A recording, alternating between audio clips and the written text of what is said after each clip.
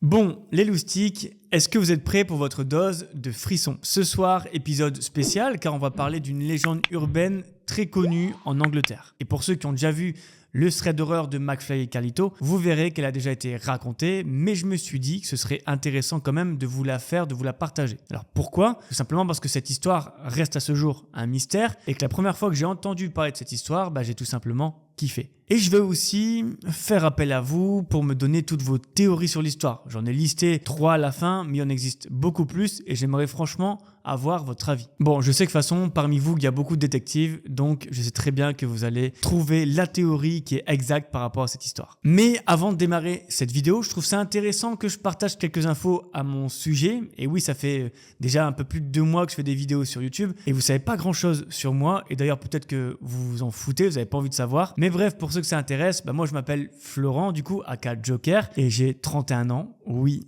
ça fait mal. Je suis papa d'un petit garçon de 2 ans qui s'appelle Malcolm. Alors oui, c'est assez original. Et avec Lucie, on est trop content d'avoir donné ce prénom-là à notre fils parce que tout simplement, on adore la série. Moi, je suis fan de la série depuis que je suis tout petit. Et quand je vois sa petite tête, et je vous la montrerai bientôt, je trouve que ça lui va très bien. Bon, là, je vous mets simplement une petite photo de Malcolm. Et promis, un jour, je vous le présenterai en personne sur la chaîne. Il a que 2 ans, mais il sait quand même déjà bien parler, donc il pourra vous dire quelques petits trucs. Et la prochaine fois, je prendrai une question qui est directement dans les commentaires et j'y répondrai avant les 3 histoires habituelles. Et maintenant, trêve de banalité, on est parti pour parler de la légende urbaine de Birmingham. Alors, notre histoire est connue dans tout le monde anglo-saxon au travers d'une phrase énigmatique « Who put Bella in the witch helm ?» Alors oui, j'ai un accent éclaté, mais c'est l'histoire d'un meurtre qui est mystérieux, d'un crâne caché dans un arbre, d'un graffiti anonyme qui va apparaître dans toute la région pendant 50 ans. Alors, suivez-moi dans les bois pour découvrir ce qui est arrivé à cette fameuse Bella. Tout commence le 18 avril 1943. On voit 4 adolescents originaires de Birmingham en Angleterre qui traversent les bois de Hagley à la recherche de nourriture. Alors, je vous rappelle, on est en pleine guerre mondiale, donc le rationnement est sévère, donc c'est certainement pour ça qu'ils sont à la recherche de nourriture. On y trouve donc Bob, Fred, Thomas et Robert qui sont donc à la recherche de nids espérant pouvoir ramener des œufs pour le dîner. Alors oui, à l'époque, il n'y a pas Uber Eats pour vous amener à manger chez vous. Bob décide donc de grimper à un arbre pour faire du repérage, mais son regard est vite attiré par un objet blanc qui se trouve à l'intérieur du tronc. Il espérait trouver un œuf, mais sa découverte va lui donner des frissons parce qu'il va tomber nez à nez sur un crâne humain. Alors au début, les jeunes garçons pensent que c'est juste un crâne d'animal et le sortent du tronc avec un bâton, sauf qu'à la lumière du jour, ils aperçoivent des dents, des restes de cheveux et comprennent que le crâne est humain. Ils sont donc tous choqués et même apeurés de faire une telle découverte qu'ils vont immédiatement reposer le crâne dans le tronc d'arbre puis partir immédiatement. Et ils vont se promettre de garder le secret. Mais un des garçons, Thomas, va finalement en parler à son père qui ira voir la police. Alors Thomas, pour info, c'est le plus petit de la bande, ça n'a pas trop d'importance avec l'histoire, mais je vous le dis, c'est cadeau. Thomas va accompagner les policiers et son père pour leur indiquer du coup l'arbre. Et rapidement, les recherches vont permettre de retrouver le crâne et d'autres ossements. Et même en fouillant les alentours, la police va aussi trouver un squelette humain, une alliance en or, des chaussures et des bouts de tissus, de vêtements qui sont un peu éparpillés partout. Le corps va donc être confié à un médecin légiste qui est réputé, c'est le professeur Webster, qui va réussir à reconstruire partiellement le squelette. Et à partir de là, il va pouvoir établir un profil. Il affirme qu'il appartient à une femme entre 25 et 40 ans, mesurant aux alentours d'1,50 m.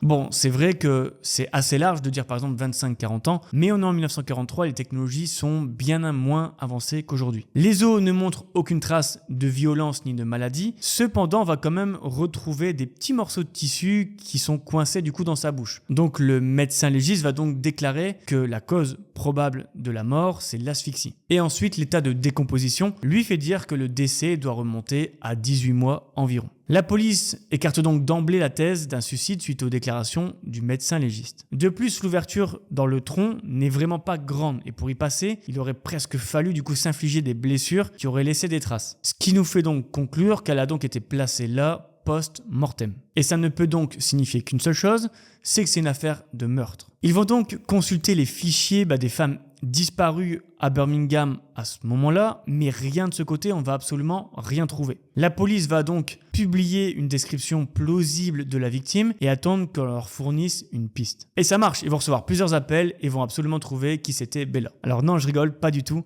En fait, c'est beaucoup de canulars qui vont être faits, donc aucune information vraiment intéressante n'a pu être recueillie grâce à la description. Mais bien sûr, ça ne va pas arrêter les enquêteurs. D'ailleurs, le docteur Webster leur a dit que la dentition de la femme possédait des caractéristiques très distinctives que son dentiste reconnaîtrait facilement. Donc ils vont se mettre à rechercher le dentiste de cette femme retrouvée et le 4 mai, la police fait donc apparaître dans le journal de Birmingham un appel au dentiste de la région avec une photo de la mâchoire. Alors oui, c'est une autre époque, ça doit être assez flippant de découvrir la mâchoire d'une femme morte dans le journal au petit déjeuner. Mais bon, il faut bien savoir à qui appartient ces restes humains. Et devinez quoi, toujours pas de réponse, aucun dentiste de la région s'est manifesté. Là encore, c'est une impasse. C'est presque un an plus tard, en mars 1944, qu'on va retrouver un message écrit à la craie dans un vieux bâtiment abandonné de Birmingham. Et ce message, c'est donc le suivant: Who put Bella down the witch Elm Hagleywood? Alors, excusez-moi encore pour l'accent, mais en gros, ça se traduit en français par qui a mis Bella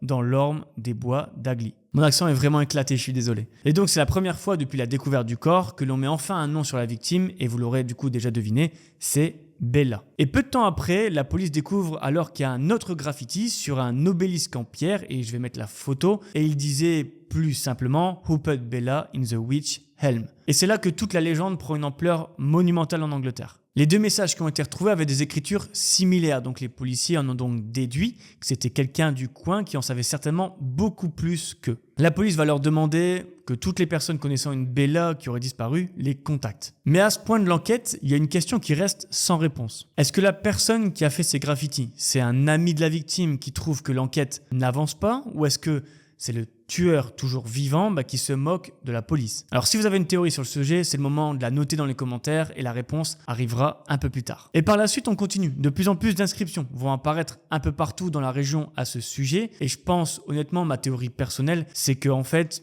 c'est les personnes qui essayent de perpétuer un peu la légende. Il faut savoir que c'est pendant plus de 50 ans, du coup, jusqu'en 1999, où c'est la dernière fois qu'on aura vu un graffiti lié à cette affaire. Et je vais faire des déçus pour ceux qui ne connaissent pas l'histoire, mais l'histoire n'a jamais vraiment été résolue. On ne sait pas qui est cette femme, on ne sait pas pourquoi elle s'est retrouvée, ni comment elle a été tuée. Mais bon, c'est pas mon style de vous laisser en plan, on va parler des théories maintenant. Alors petit aparté, si tu veux encourager gratuitement la chaîne, le meilleur cadeau que tu puisses me faire, c'est de mettre ton plus gros like sur cette vidéo. Je dis ça, je dis rien. En attendant, je te laisse reprendre la vidéo. La première est plutôt inquiétante. Elle vient d'une égyptologue nommée Margaret Murray et elle va publier en 1950 un article dans le Birmingham Daily Gazette et dans cet article, elle va expliquer sa théorie selon laquelle cette jeune femme a peut-être été un sacrifice humain. Alors à l'époque, on parlait encore des sorcières en Grande-Bretagne, donc ok, pourquoi pas? Et en plus, cette théorie, elle sera reprise par l'auteur Donald McCormick et il expliquera que les bois de Hagley ont toujours été connus pour abriter des congrégations de sorcières. Il va même d'ailleurs citer une ancienne tradition qui consistait à enfermer le corps d'une sorcière dans le tronc d'un arbre. Celui-ci servait de prison, l'empêchant du coup de revenir en télévivant. Bon, ça vaut ce que ça vaut, j'avoue. Une autre théorie nous indique que cette femme serait une ancienne prostituée de Birmingham et en effet une prostituée aurait déclaré qu'une autre travailleuse du sexe appelée Bella travaillant sur Hagley Road aurait disparu en 1944. Pourtant, cette femme qui aura fait cette remarque à la police, on n'entendra plus jamais parler par la suite. Donc est-ce que c'est une sorte de canular pour faire de la pub ou bien c'est une vraie info? Nouvelle théorie maintenant, la troisième et pas des moindres. Cette théorie vient de Una Mossop. Elle dit que Jack Mossop, son ex-mari, serait allé boire un verre avec un néerlandais nommé Van Ralt et que cette femme du nom de Bella les aurait aguichés toute la soirée. Donc ça confirme le fait que c'était une prostituée de Birmingham et que suite à la soirée, la femme étant ivre morte, les deux hommes l'ont amenée en voiture dans le but de lui faire une blague de mauvais goût pour punir ses mauvais mœurs. Et Bella s'étant évanouie dans la voiture, les deux hommes auraient mis Bella dans l'orme de la forêt de Hagley et seraient partis, laissant cette femme inconsciente, seule dans le froid. Et franchement, on ne sait pas si c'est une sorte de meurtre ou simplement une blague qui a vraiment mal tourné. Peut-être qu'ils pensaient qu'elle se serait réveillée le lendemain, ou bien peut-être qu'ils l'ont tout simplement tuée puis laissée morte dans l'orme. Et a priori, Una Mossop, donc l'ex-femme de Jack Mossop, aurait même indiqué que depuis cet événement, Jack Mossop est devenu fou parce qu'il voyait constamment dans ses cauchemars Bella, une femme, qu'il a fixée depuis l'orme. Et ça, franchement, ça fait froid dans le dos. Et en réalité, il y a plein d'autres théories. Il faut savoir que les dernières infos qu'on a eues sur cette histoire, c'était en 2018, quand on a fait des reconstitutions du visage de Bella grâce aux photos du crâne qu'on a retrouvé à l'époque. D'ailleurs, je vais vous mettre une photo qu'on a retrouvée de la reconstitution. Et sauf que là, vous vous dites que c'est bizarre. Pourquoi ne pas avoir utilisé le crâne qu'ils ont retrouvé? Eh bien là, c'est très louche parce que tout simplement, la police de Birmingham a avoué que le crâne avait disparu. Rien que ça. Et c'est ainsi que va se terminer du coup l'histoire de Who Put Bella in the Witch Elm. Alors maintenant, qu'est-ce que vous en pensez? Est-ce que vous connaissez l'histoire? Pour vous, qui est cette femme? Qui l'a tuée? En tout cas, sachez les amis que c'était un plaisir de tourner cette histoire, car vous le savez ô combien je l'adore. Et au passage, Lucien est en train de tourner la vidéo sur l'expédition au col de Diatov, si vous connaissez, qui est aussi une histoire incroyable qu'on a découvert sur YouTube, sur la même vidéo de McFly et Carlito. Ceux qui la connaissent déjà, pas obligé de la regarder, mais en tout cas, nous, comme on aime bien ce type d'histoire où il y a un peu de paranormal, etc. dedans, enfin pas forcément paranormal, mais de la légende urbaine, comme on aime bien ce truc-là, forcément, on a envie de la tourner et on vous la fait pour ceux qui ont envie de la voir. Alors, je ne saurais pas vous dire laquelle des deux vidéos sera publiée en premier, le temps qu'on s'occupe du montage, etc. Mais retenez bien ça, les amis, ne la manquez sous aucun prétexte. Sur ce, portez-vous bien, bisous.